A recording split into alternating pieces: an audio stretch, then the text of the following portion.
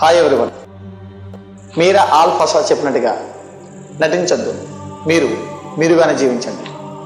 వాగ్దానాలు చేయొద్దు, ఆచరించి చూపించండి. కలలో బ్రతకద్దు, వాటిని నిజం చేసుకోండి. జీవితంలో ప్రోగ్రెస్ లేకపోతే విసుగు పుడుతుందని ఆల్ఫాసా గారు మనకి ఎప్పుడో చెప్పారు. కానీ ఇవి వినడానికి చిన్న చిన్న పదాలుగానే అనిపించవచ్చు, కానీ ఆచరిస్తే అద్భుతాలే.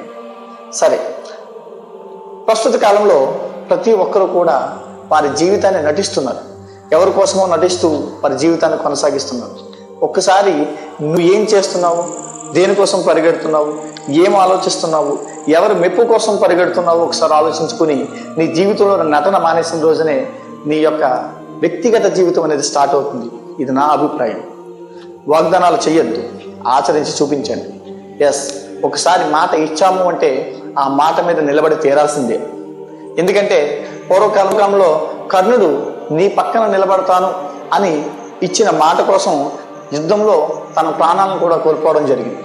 అంటే ఇచ్చిన మాటకి అంత అద్భుతమైన విలువ ఉంది. ఒకసారి మాట ఇస్తే ఎట్టి పరిస్థితుల్లో తప్పకండి. కళల్లో బ్రతకద్దు, వాటిని నిజం చేసుకోండి. ఎస్, ఒక్కసారి మనం ఏదైనా ఒక కళ కన్నాము అంటే వాటిని నిజం చేసుకోవడానికి ఖచ్చితంగా పరిగెట్టాల్సిందే. వాటిని నిజం చేసుకోవడానికి ఖచ్చితంగా పోరాడాల్సిందే. ఎందుకంటే నిజం చేసుకోవడానికి నువ్వు ఎప్పుడైతే పోరాడతావో అప్పటి నుంచే నీ విజయం స్టార్ట్ అవుతుంది.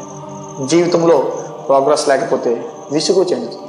ఎస్, ఎప్పుడైనా సరే మన క్రిత సంవత్సరానికి ప్రస్తుత సంవత్సరానికి ఎంతో కొంత మార్పు లేకపోతే నువ్వు నీ జీవితాన్ని నువ్వు జీవిస్తున్నది కాదు, నీ జీవితంలో ఎవరో ఒకరి యొక్క అభిప్రాయము, ఎవరో ఒకరి యొక్క ఆలోచనల మీదే నువ్వు జీవిస్తున్నావు అని అర్థం. అలా లేకపోతే నీ క్రిత సంవత్సరానికి ఈ సంవత్సరానికి ఎంతో కొంత మార్పునైతే తీసుకొచ్చుకో. ఇలా ఎప్పుడైతే తీసుకొస్తావో ఆటోమేటిక్గా నీ జీవితంలో మంచి మార్పు వస్తుంది. నీ యొక్క వ్యక్తిగత అభివృద్ధి అనేది జరుగుతుంది. ఈ వ్యక్తిగత అభివృద్ధి నీ వ్యక్తిగత వికాసానికి దారితీస్తుంది. నీ వ్యక్తిగత వికాసము నీ జీవిత పరమార్థాన్ని నీకు చదువు చూపిస్తుంది. అంటే నీ జీవితం నీ చేతిలోనే ఉంటుంది. నీ జీవితం నువ్వే జీవించాలి. ఇదే ఈ యొక్క కొటేషన్ యొక్క అర్థం. Thank you for watching.